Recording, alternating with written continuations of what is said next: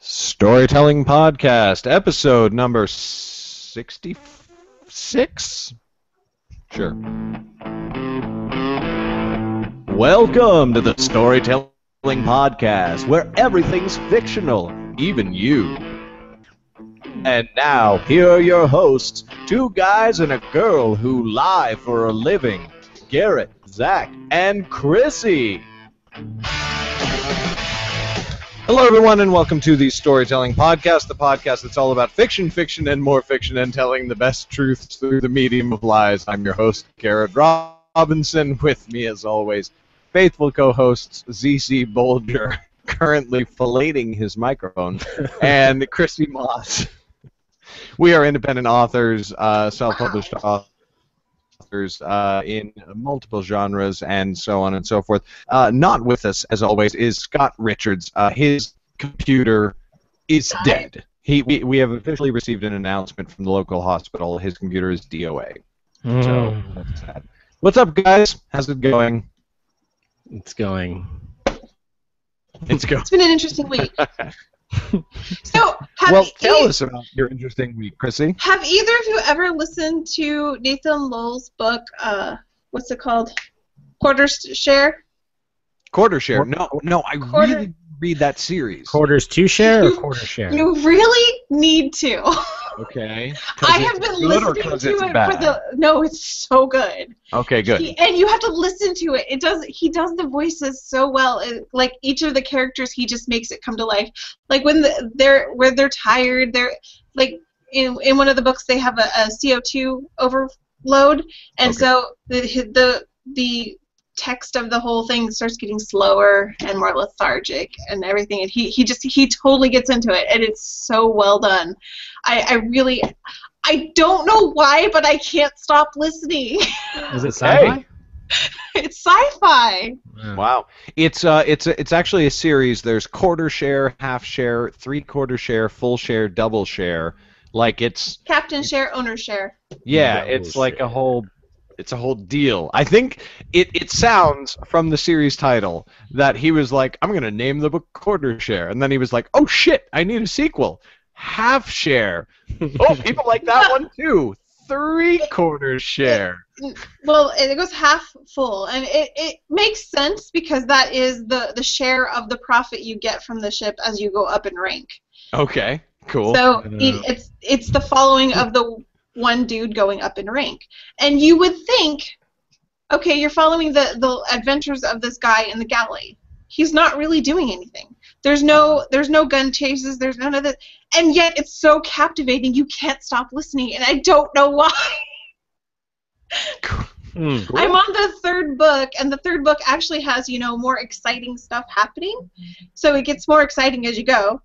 But I just can't stop listening. Would you have been able to get through it if you read it? Yeah, but I love his voice. I love the way he acts out the story. I'm just saying that nothing really happens in the first two books, so I'm just thinking like having to read it. Things happen. It's just... I'm thinking back to really happens, and you should totally read it. It's just, I'm guessing it's kind of like Downtown Abbey. Yeah. Downtown Abbey. People are fascinated by it and love it, and I've never actually seen it, but it sounds like that. Downton Abbey. Right. Yes. It does sound, though, kind of like a parent counting down for their child. It's like, okay, you have 3 seconds. 3, 2, 1.5, 1.25. Full. 1.25 share, 1.5 share, full share. No, that's cool. I will. I've been the self-publishing podcast guys talked about that. Yeah, they talked about it when Evo Terra was on in the Audiobooks episode, like back in year 1, like forever ago. Right. So and it's kind of it's very well done. I've only heard a couple of mistakes where he's just, and in one instance he actually fumbles over the words and starts over again. He forgets to cut that out. Oh, womp womp. But otherwise, it's really well done. Speaking of audiobooks, I don't think I talked about this on the last show that we did, because I don't think it happened on the last show that we did. I think it happened after the last show that we did. I got a check from Audible, ACX. I got a check Finally? from ACX. Yeah. Well, no, like not finally. Like after I started doing Nightblade. Oh. In the next period, ACX was like, "Here's a check," and it was. I mean, it wasn't like pay your rent, but it was a substantial check. I was like, "What? Okay." So it's for Nightblade because you do all your own audio. Yeah, I guess. And the thing is that. Do you have any other audiobooks up?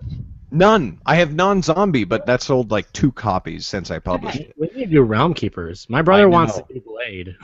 Well, that's the thing, is that Realm Keepers, you can't do it with one person. Right. We have to get 6. You have to hire people, and I feel like you would have to hire 7, because you need 6, and then you need a person like Jim Muskiman who can just do everyone else. You know. I was gonna say somebody like Ray Chasteen. Sure, exactly. We happen to know he a guy. could do like 6 of them.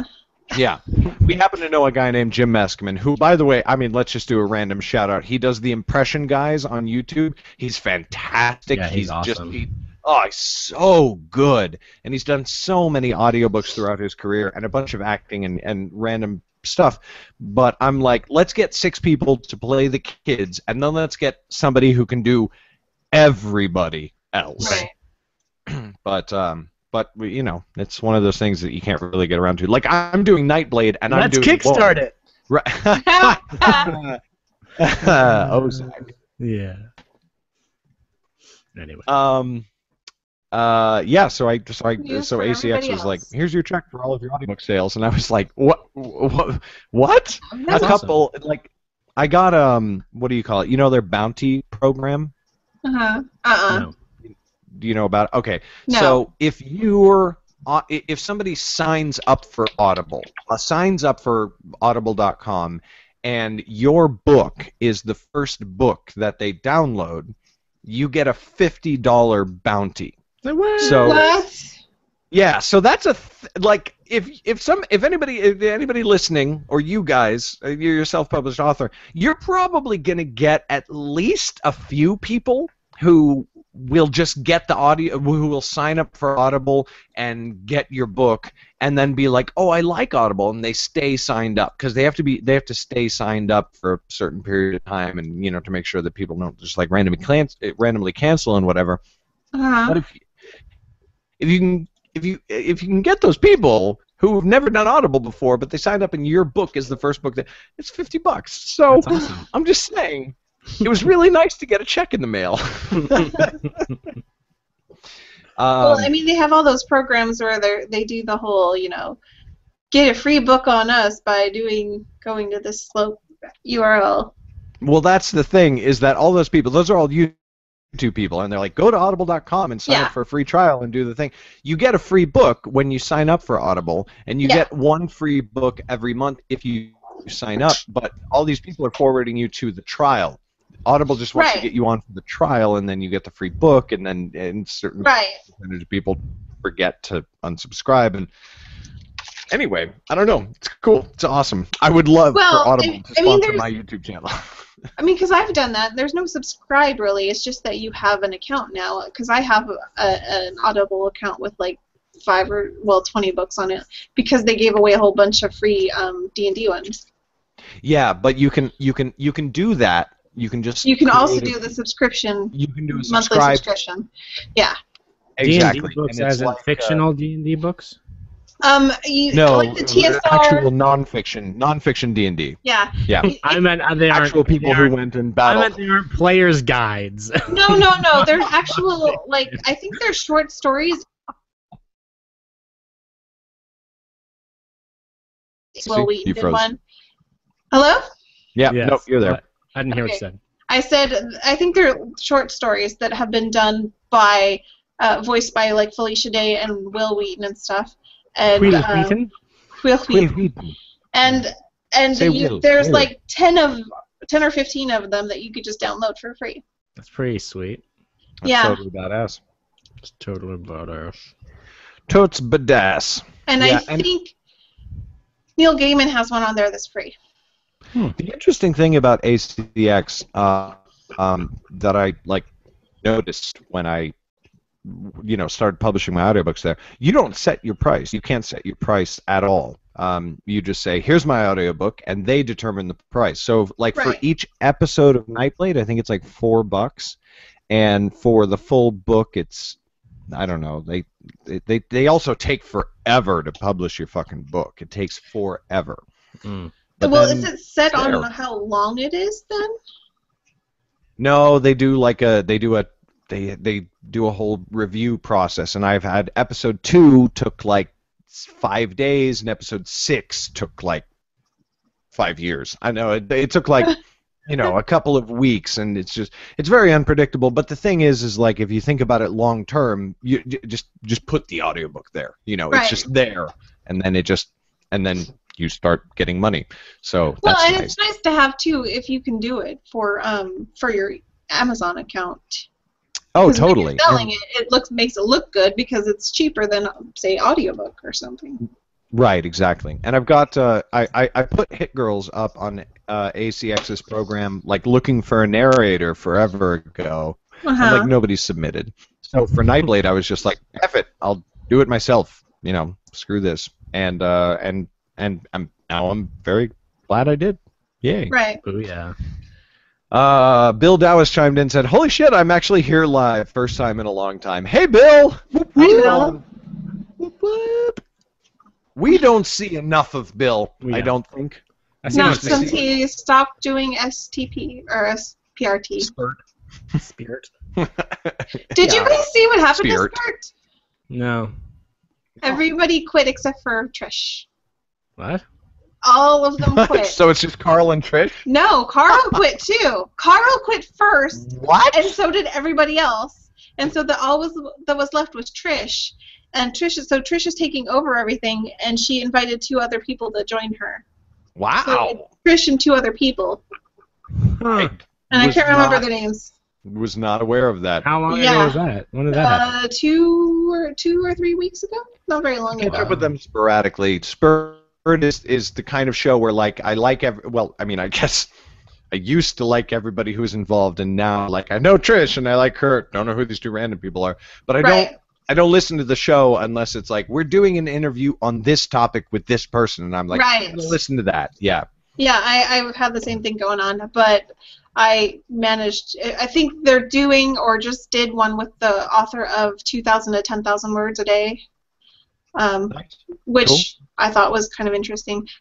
But yeah, I caught the episode where they said we're doing a whole new thing, and look, all these people quit, and I was like, what? wait, what? So yeah. Seth Rakes chimed in, said, just stopping by to say hi. I can't stay and watch because of Sons of Anarchy. I totally understand, Seth. You're all good. And he said, I'll watch this episode afterward. I don't understand. Okay, We're way bigger. Sons of Anarchy, I've only seen the first episode of the new season, so don't spoil anything. Okay. Patrick Stem said, a few minutes late, but here, start over. Okay. Welcome to the Storytelling Podcast. The podcast is all about fiction, and more fiction. Zach is filleting his microphone again. And then Bill Norris just said, hello, peeps. Hi, Bill, again, I guess. But I am exhausted. So, what has happened in your life this week, Garrett? So this weekend, and by the way, for anybody who's wondering why we weren't here last week, we didn't do a show last week. It was a combination of 2 things. Yeah, it was a bunch of different things. But basically, I couldn't get there, and I was like, Chrissy, do a show with Scott and Zach. But Scott's computer was dead by that time, and Chrissy was like, running the show, it's not that difficult, but if you've never run the show before, it seems very daunting.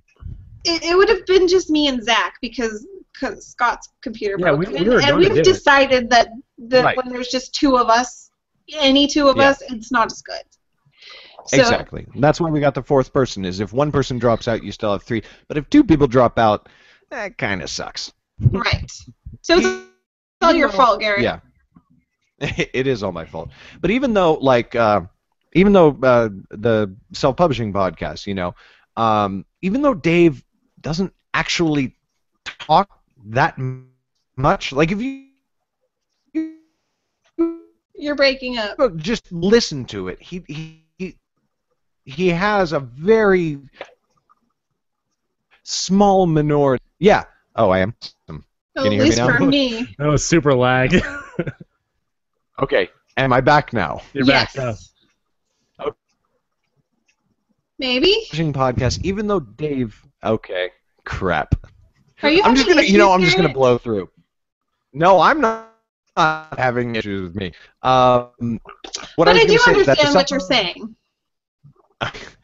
Even though Dave has a tiny minority of speaking time on the podcast, if he wasn't there, there would be all these gaps, because whenever there's a gap, that's when Dave steps in, and he's good. I love Dave. I love whenever Dave talks. There's also the fact that if Dave wasn't there, then Johnny wouldn't have nearly as many books published as he does. It's very true. Very true. There'd be no fat vampire. There'd be no unicorn western. Exactly. Bill and Sean Dallas and Johnny probably wouldn't have started writing together, and there would be none of those. That's right. Bill Dallas chimed in and said, if you kickstarted the Realm Keepers audiobook, you would hit it huge. I don't know, Zach. Maybe we should talk about this after the show. We can talk about. I mean, I just read that thing from Sean, so I'm like, hey, they understand me. Yeah, Zach. This is adorable. Zach is going to be featured in the new Fiction Unboxed book. They're writing a book about the Fiction Unboxed thing. Oh, about the Kickstarter? Yeah, exactly. They were like, and this guy Zach showed up, and he was like, we called him the Kickstarter guy, and then we did our own Kickstarter, and we were like, oh, we get it. And Sean was like, hey, Garrett, could you send this to Zach and make sure he's okay with it? I'm like, Zach doesn't get it. Come on, Zach's totally cool with it because Sean's not a dick. If it was right, there's a point where it's like we thought that he was douchey, but then we saw the light, and I'm like, okay, at least you saw the light. Yeah. I gotta mention this comment. Rocky5FP tuned in and said, checking in for the live show all the way from South Korea. So I'm gonna beat this one. I know. Hi, Rocky5FP. Rocky, you're awesome. Rocky, you rock. You rock, Rocky. You get a shout out every time you come on live. Just let us know. Bill is gonna be like, I'm in Europe. I'm in North Korea. Wait, is Bill in Europe? No, he's not. I didn't think so. To get mentioned on the show. Yeah, he wants to get mentioned. So anyway, I've been working on. Okay, so I published a short story. Some people will know this, some people won't. It's called Unsaid, and it is essentially a highly fictionalized version of my mother's passing away. So it's not Realm Keepers, it's not Hit Girls or Non-Zombie or Nightblade or anything. It's very sad and depressing, and somebody's dying from cancer. Like it's not my tip. It's not my author, but it's an important story. And so I turned it into a script for a short film, and a friend of mine was like, "We got to make this," and I was like, "Yeah, it would be great if we had money." And she said, "I'm gonna kickstart it," and I was like, "Okay, I can't really participate. Like, I have no time for these things." She's like, "No, I got it," and she raised like $4,000 to make. Wow. Yeah, so that's what I did this weekend. I directed a short film based on a book of mine, which is kind of awesome. It's like that is awesome. Yeah. How long is the movie going to be? I mean, I guess 50. I haven't started editing it yet. There's a general rule in filmmaking that 1 page of script equals 1 minute of runtime. So by that metric, it's 15 pages. So it'll probably be about 15 minutes. But it's not fast-paced at all. It's slow. It's a lot of drama and emotion and whatever. So it's probably going to be longer. My guess is that it's going to be about 20 minutes. But are you going to release it on YouTube? I'm not going to put it on YouTube. I'm going to sell it. I'm going to make it available for sale, then I'm going to take the short story, make it perma-free, promote that, and have a link in the back. Hey, this has been turned into a motion picture for 99 cents. Here's the link. Like we do with, yeah, exactly. Nobody does that. Like we do with Realm Keepers and with Nightblade. Right. I'm going to see how many people want to do that. We'll see. So I don't know. Where are you going to be able to sell it through? Because I'm going to sell it through Gumroad. Yeah. Okay. So it's just going to be a downloadable file through Gumroad. Exactly. Basically. And, you know, it might not do anything, but we're hoping that it will. We've got Michelle, the actress who kickstarted for the project. Her name, by the way, is Michelle Lucadou. You spell her last name Louc Adoux. Look her up. She's freaking fantastic. It's an awesome last name. I know, right? Oh my god. Yeah, it's just fun to say. And she's just so connected, and she's like marketing and public relations and everything. And of course, it has to deal with loss and grief and like not really depression, because I mean, depression can be an acute or chronic thing. But when most people talk about depression, they talk about chronic depression, and that's its own thing. Anyway. It's so we'll see how it goes. And you're gonna make a trailer to stick on YouTube, right? Oh, absolutely, yeah. There will be a trailer. Oh God. Okay, I have to respond to this comment. I'm so sorry, Patrick. Patrick Stem said, "Standing here, arms crossed, tapping foot, waiting for Mystic." Yeah, I'm sorry, Patrick. Why aren't you waiting for Ninja Bread Man 2? He's also waiting for. Everybody's waiting for Ninja Bread Man 2, Zach. Calm your tits. And, but I haven't gotten. Seriously, okay. You want to talk about exhaustion? There's I do things sometimes. Like I went to Austin. Austin was physically exhausting. It's the travel and the working all day and the filming all day and everything like that. Filming unsaid over the weekend. I was in 2 rooms with 4 really good friends for 2 days. Crying nonstop. Just everybody's crying. The cameraman and my producer and me and the actor. We're all just fucking sobbing. That is emotionally draining. Like yesterday, Megan was like, "I need you to do these things," and I was like, "I can't. I don't. What? I don't know what I'm doing." Like I couldn't think. I needed. It was like. It wasn't like going through the loss again, but it was you know, it's emotional. It's extremely emotional, and you just need like recovery time. So I'm kind of getting back into my element today, but dude, oh man, it looks so good. So fucking good. I can't wait until this film is available because it's so amazing. Oh, anyway. Yeah. How long do you think till it's available? Well, we'll be done with it before the end of the year, but we're not going to release it till January. Okay. I vlogged about this yesterday, but like you don't want to release it around Christmas time. Like, no. Merry Christmas! Everyone you love will die. It's you don't. Oh, is that what that was? That was. I haven't watched that yet. That was my vlog yesterday. So we're gonna release it mid to late January. Yeah. Sweet. Somebody texted me. February 15th. Yeah, exactly. April 15th is the deadly date. Well, there you go. A fan who's also a friend texted me. Stephanie Colleen, Zach, you know her. She's like one of the biggest fans of the Realm Keeper series. She just texted me randomly, all caps, mid-realm. I'm like, what? What about it? Do you want what? Do you want another copy? You want another copy of the first book? Because that's the title of the first book. Did you mean to text me Realm Keepers? Is that what occurred? I don't know what's happening. I have had a few people. We gotta get. Oh, dude, I need to sort my life out. Yeah. No, but seriously, like so many people are like, dude, I need the third Realm Keepers book, and I'm like, I know, but I have so many things I'm doing. I have so many. Dude, I just directed a film, which is like, that's my jam. Like, I love writing. But if somebody was like, hey, that book that you wrote, do you want to go direct it right now and like stop writing? I'd be like, yes, and I'd turn to my readers and I'd cancel their subscription and I'd say, I'm terribly sorry, but this is me. This is why I'm a writer, is because I want to direct. Oh, dude, I can't tell you how amazing directing is. It's fantastic. I love it.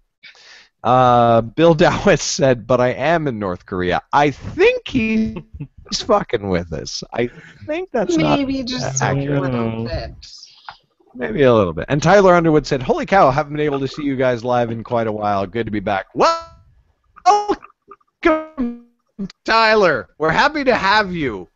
Says the Cylon. Yeah. Anyway. Yeah. Oh, The Hobbit, don't get me started. Okay. No, Underwood, The Hobbit. Right. Yeah. No, that's Underhill, Zach. I know, but we were making a joke the first time that he appeared that he was a Hobbit because he had a Hobbit last name. I know. I'm just saying, on the Hobbit contest, I still haven't fucking heard whether I won or not. I'm just like, just tell me I lost, please. Don't keep me hanging, you fuckers. You were in the top 12.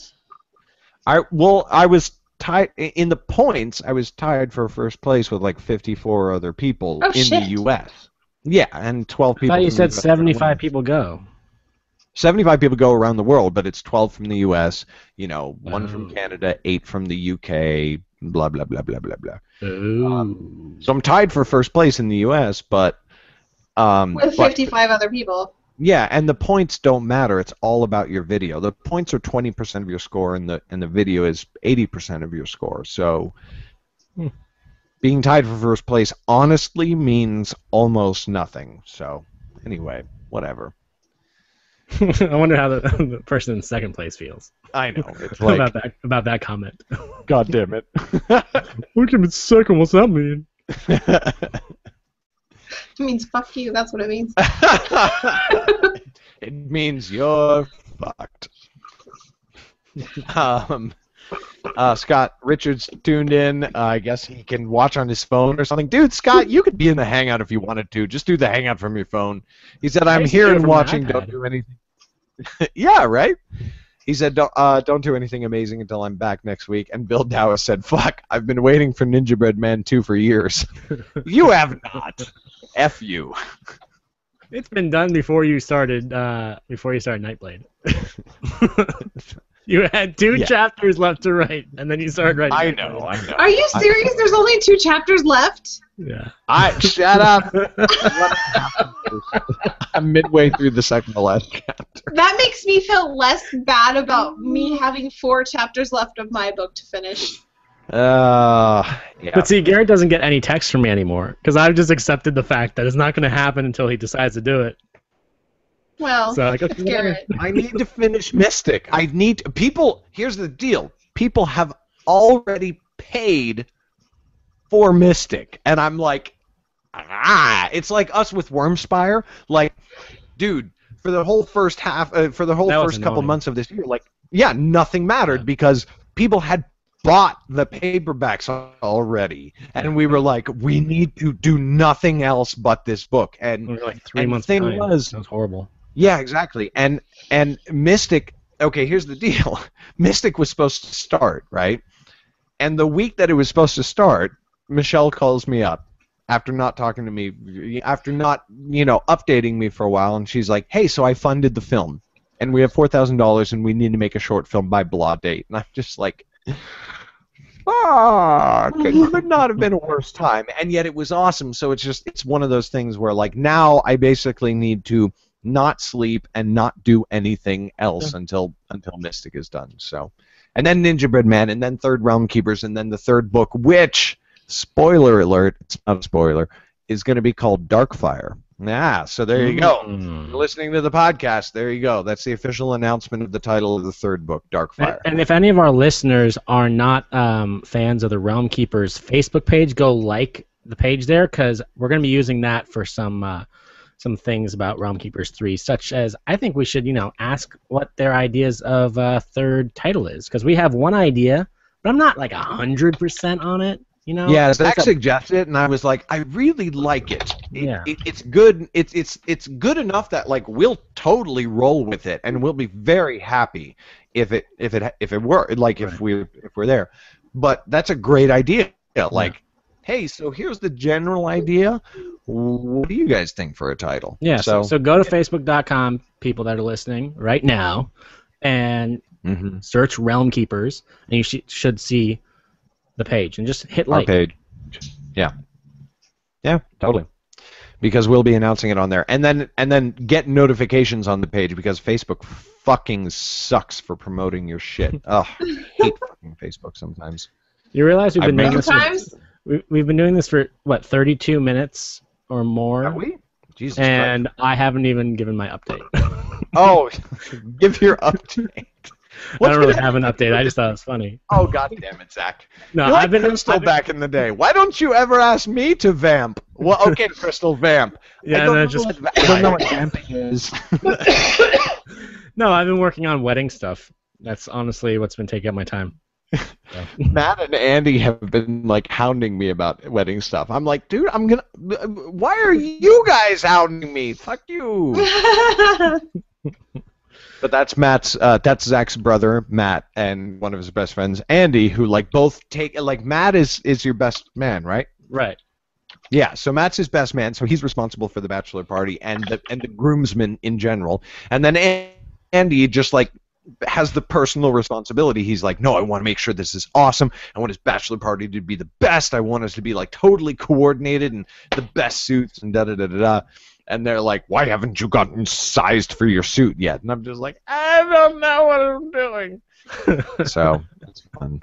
Bachelor party's going to be dope. Anybody that's in Vegas, let us know, and we're going to be over there in November. Yeah. I'll tell my Kickstarter backer. Okay, so the film was kickstarted, by the way, and this guy in the last 24 hours, this awesome dude who we didn't know was awesome at the time, named Matthew Hunt, contacted us, and he was like, hey, so I'm thinking about donating to your Kickstarter, like, tell me more and everything. He wanted more details, so we gave him the details and everything. He dropped a lot of money on the Kickstarter. Did he? So and he lives in like Washington, and he was like, when are you guys filming? And I was like, yeah, and Michelle told him the dates, and he was like, I think I might come down to LA during that time period for other stuff, but then also for this, would it be cool if I came by? And we were like, I mean, yeah, I don't want to give details because I don't know how comfortable he is, but like, for a lot of fucking money, and we were like, yes, yeah, whatever you want. And so he's been hanging out with us, and he like had a cameo in the film, and today I like went and had lunch with him, and he's just, oh my god, guy's fucking awesome, super cool. Does he play me in the film? Yes. No, he doesn't. So. He plays like the hospice nurse who comes and checks every day and everything. Anyway, very, very cool experience. So he basically bought since we are at the half hour mark. Oh yeah, absolutely. And like, I'm totally fine with that. You know, it's like he didn't buy himself the lead role. Kickstarters are for with films. Exactly. Yeah. Yeah, totally. You know, somebody bought themselves a role in the Veronica Mars movie, and they were a waiter, and they had like a line. Well, he had like 7 lines, but he was able. He did the lines. He like talked, and he was just like, I can say these words, and I was like, thank you. That's all I needed, and you like paid for a lot of this, so welcome. That's cool. Yeah, it was awesome. Tell me about Realm Keepers 3. Absolutely. Oh my god. And how we're gonna kickstart the audiobook for it. No, we should get into we should get on topic because we are now halfway through the show because I've been talking about me the whole time, like I do.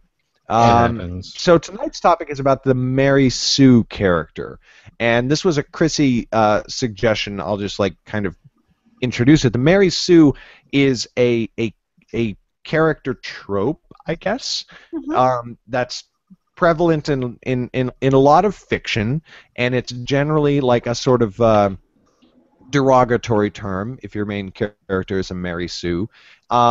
And we want to talk about that and different aspects of it and everything. But before I explain it too far or say something wrong, since it's your topic, Chrissy, why don't you tell us more about what the Mary Sue is? Well, if you want to be technical, I got the definition.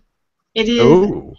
an idealized character, often but not necessarily an author inserting themselves into the story. And it comes from the name of a character created by Paula Smith in 1973 for her parody story, A Trekkie's Tale. So, there you go. Okay. It's an author, an idealized version of a person and stuck in the story. Okay, cool. So we got into this a little bit 2 weeks ago on the show, and I have my own opinions on it. So why don't you tell us your problem with the Mary Sue, and why don't you like give your opinion on it, and then I will respond. Okay. You're wrong. Here's a quick summary. I'm waiting for, yeah, I mean, basically, you're asking me to say this is wrong with it, and therefore I'm wrong. Okay, no. Here's a quick summary of my problem with the concept of the Mary Sue. I won't deny that some people do this type of character and do it very poorly. Mm-hmm. But it's do you have any idea like when the term was coined, like when that book the Trekkie thing, it was 1974. Okay. So my problem with the concept of the Mary Sue is that every time, and this is me personally, every time I have seen the term used, it's referring to a female character written by a female author, and it never addresses the vast plethora of male characters written by male authors that are the exact same thing. Ender in Ender's Game would, I feel, be considered a Mary Sue, but if it were a female character written by a female author, I feel like a lot of people would go, "Oh, well, that's a Mary Sue because he's a super genius and he never loses." Well, I was So just going to say the character. My thing. Yeah.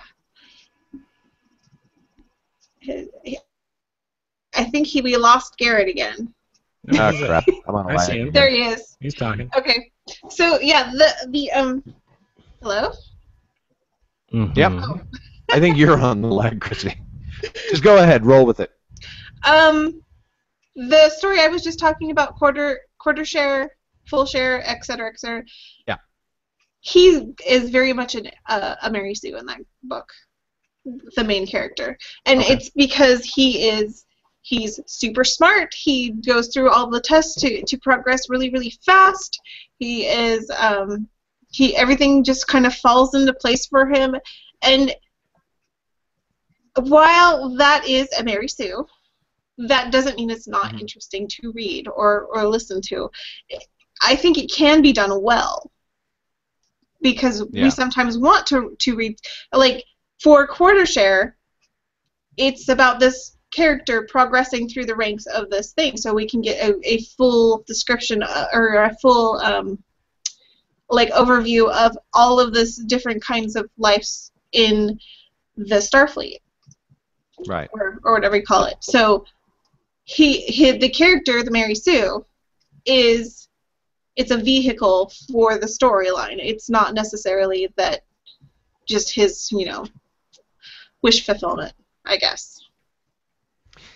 Yeah, well, that's the thing, is that, like, wish fulfillment, okay, and this is the thing that I have a problem with. If you go to the reviews on Goodreads for The Name of the Wind and The Wise Man's Fear, the number one criticism is this is wish fulfillment on the basest level. Kvothe is an amazingly smart, gifted person who's talented with the ladies and can play music and sing and can act and is charming and da-da-da. And I'm like, but I want to be someone like that. Like, why Right. is wish fulfillment bad? Fucking Beowulf is wish fulfillment because Right, but- nobody actually journeyed across Norway or Scandinavia and killed a fucking troll named Glendel.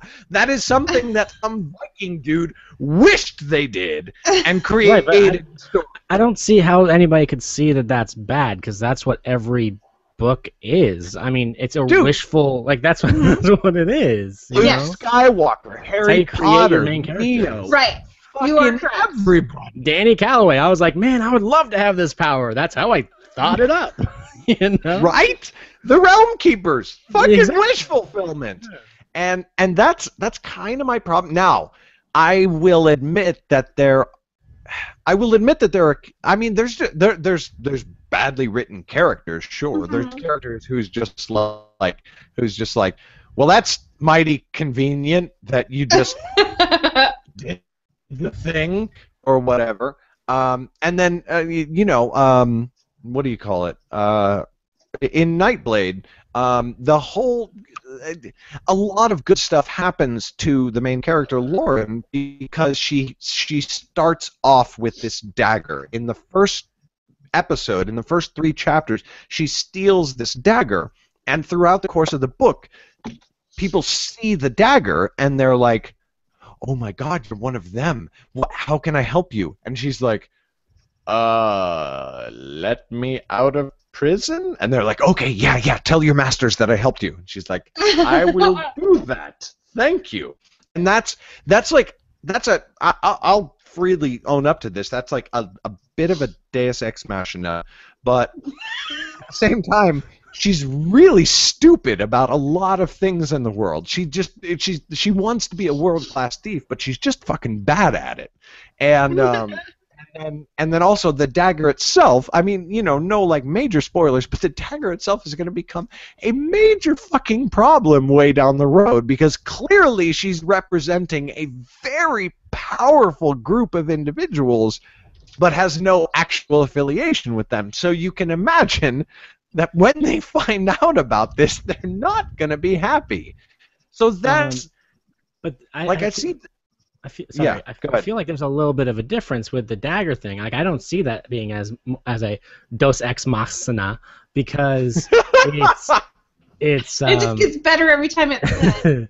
I feel like it's more of like you're running with the idea of wanting to be able to control somebody else's actions. So this, by not going into the person having some, I have some hidden power, I'm a mutant that can control your mind. It's related to this blade, which is obviously going to be connected throughout the entire storyline. So I wouldn't consider that. Do we have comments? Glad you heard me, Chrissy. I heard you. I heard you, Zach, and I know Chrissy did too, but she saw the comments, and some of them were quite amazing. Bill said, so, Garrett, what are you doing for NaNoWriMo? Well, I'm going to finish Mystic before NaNoWriMo, and then I'm going to write Darkfire for NaNoWriMo. Tyler Underwood said, ZC is almost Morgan Freeman-esque in his convincing voice. I'm going to Facebook now to do that for you, sir. And Bill Dowis said, what happens in Vegas stays in Vegas, except herpes. That shit'll come back. Note to self, don't pick up herpes while I'm in Vegas. Bill knows. Bill's got herpes, apparently. Bill's seen some shit, man. Anyway. Wow. Yeah, so that's the thing, is that if you look at almost any character, any main character, there's something where you're like, oh, well, I mean, that's lucky. Luke Skywalker happened to be the son of Anakin Skywalker. Anakin Skywalker happened to be the, like, prophesied who would bring balance to the Force. They were wrong about that, but prophecy, it's like, he will be the one. He wasn't, but his kid was, and it's like, and if it hadn't been him, then some other motherfucker would have overthrown the Empire eventually, and it would have been some dude who wasn't a Jedi, like, it would have been some, like, Han Solo-esque type character. Right, but that's not as interesting. Even lesser characters, you have Danny, you have Sam, and you have Molly and Danny Calloway, and every single one of those has some aspect that I'm like, yeah, I would love to be able to do this. Like even Sam, he is just so stupid, but he's so funny that I'm like, I love his comedy. That I want to be able to make people laugh like that, you know. I mean, I do because I basically me, but. So where can we say that wish fulfillment becomes a bad thing? When the book sucks.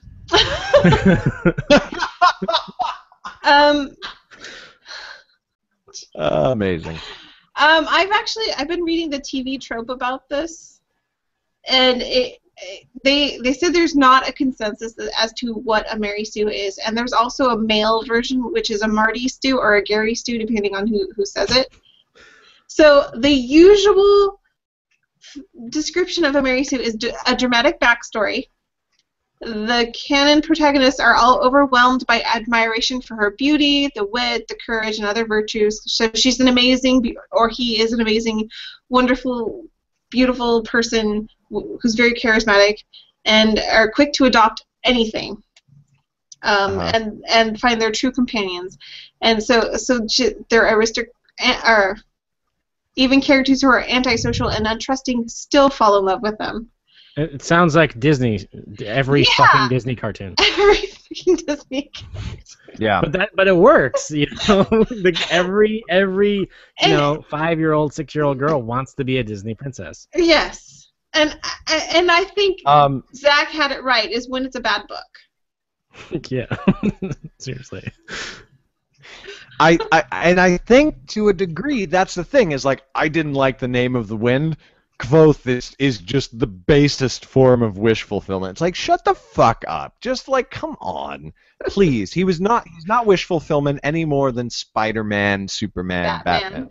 By the way, Scott Richards is blowing up my phone right now. He's so angry at me for what I said about Anakin Skywalker. By the way, Scott, get your fucking computer working and then you can say whatever you want. But he said Anakin brought balance to the Force by murdering the Jedi. Well, that's true, but Luke brought true balance to the Force. No. Darth Vader also murdered the Emperor because of Luke, yes, but Luke didn't do it. Darth Vader did. Doesn't the Emperor come back in 7? What? Well, I heard he does. We're not sure what we're going to get in the films. In the expanded universe, all kinds of shit happens. In the expanded universe, in one universe, the Emperor comes back. In the expanded universe, in another universe, they just continue fighting the Empire. All kinds of... You don't know. It's just... Fuck the expanded universe. Fuck it all to hell. There's a couple of good books, and there's a lot of fucking shit. You know what? I want them to go back to having Sith or bad guys that don't have red crap on their face. That was a specific species. And one but one that isn't like Dooku or Dooku with the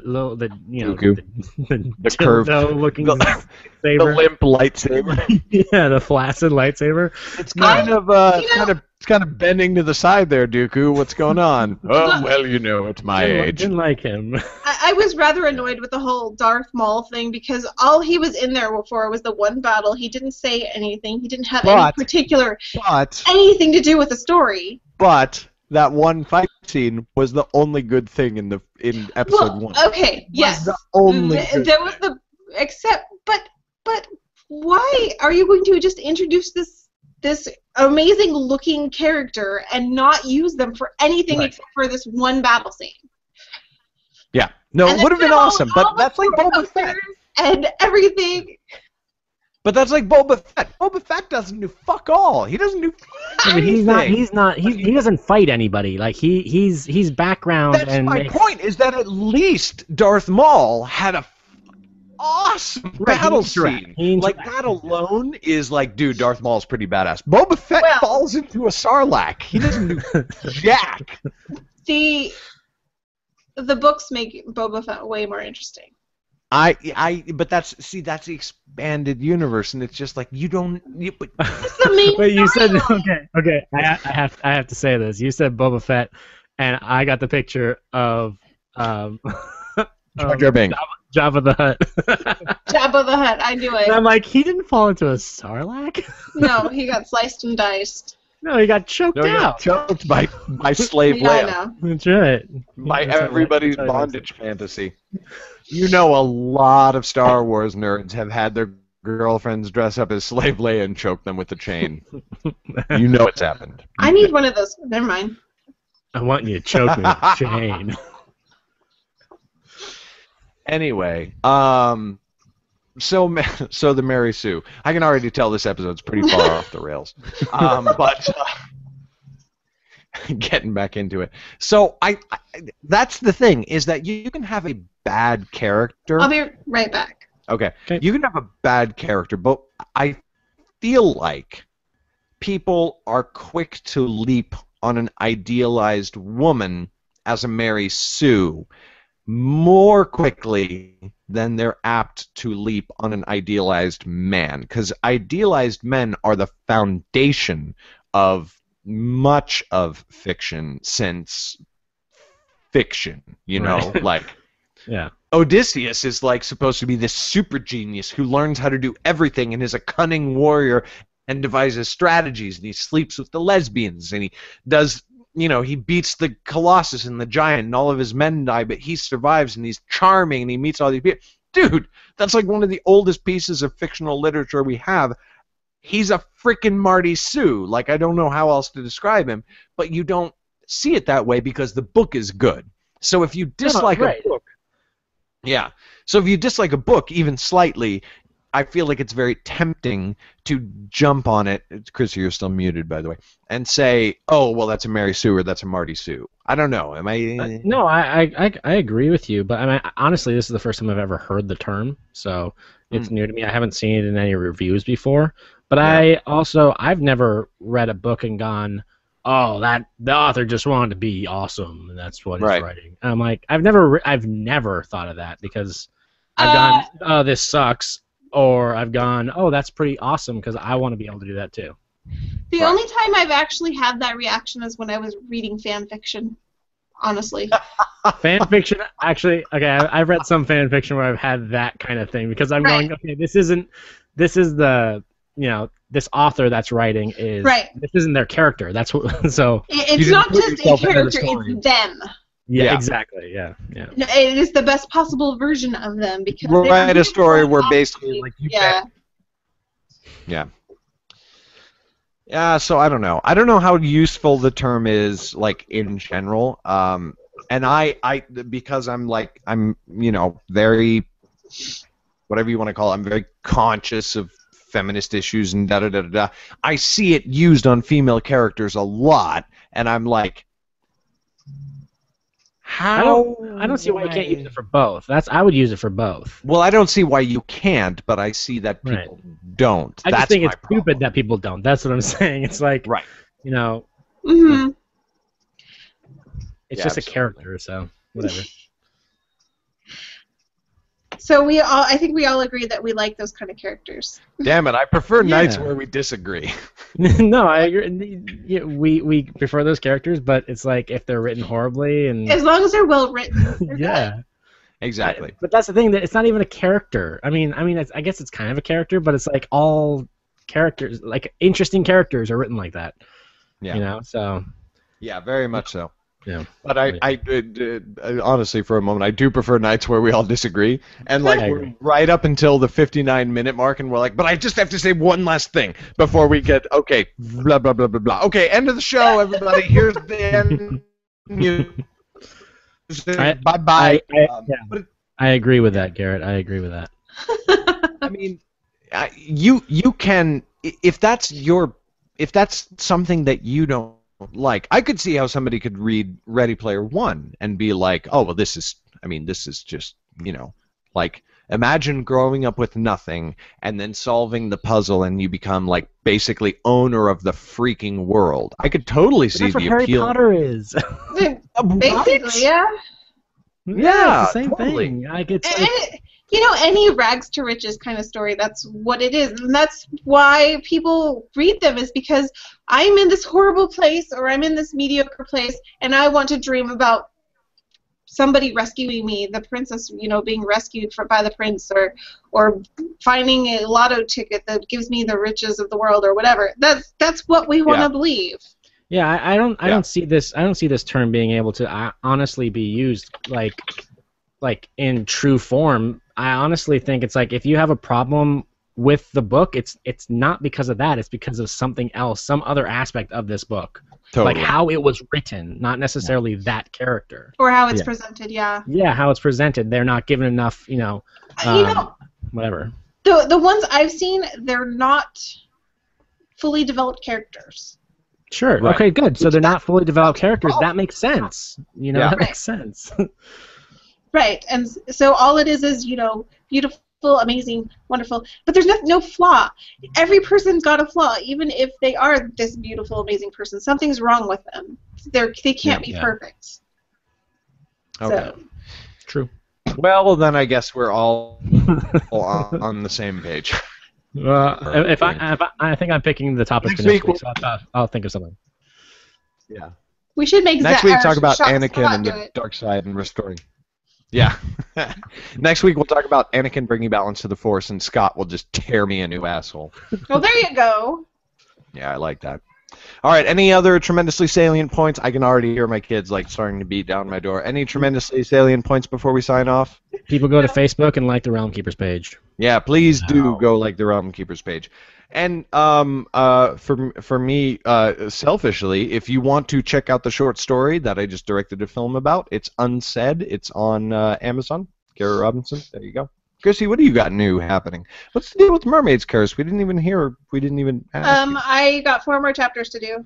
So and they're all the last 4 chapters with the great big huge battle scene, and I figured and the other great thing is it decided it wasn't going to be a novel, it was going to be a trilogy.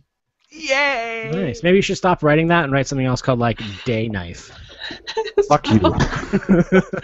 So I technically have the first book finished, and I'm finishing the second book now. So I will have 2 books out, I think, by the end of the year. That's awesome. That's totally awesome. Cool. So check out all of these things, everybody. With that, I will bring an end to this travesty of a podcast.